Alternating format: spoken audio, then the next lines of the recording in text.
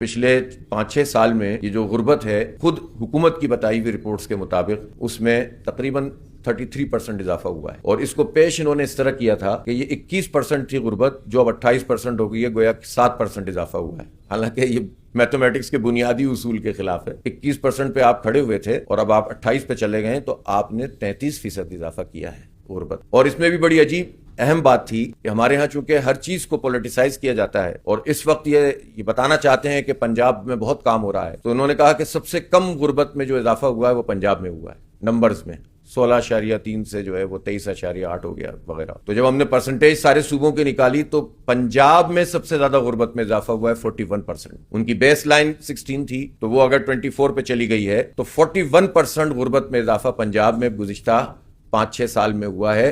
اور اس نے وہ جو اربوں روپے کے اشتہارات شائع کیے جاتے ہیں اس سب کو جو ہے وہ بالکل بکھیر کر رکھ دیا ہے کہ آپ کچھ بھی کہتے رہیں، آپ لوگوں کی بنیادی ضرورتیں پوری نہیں کر رہے،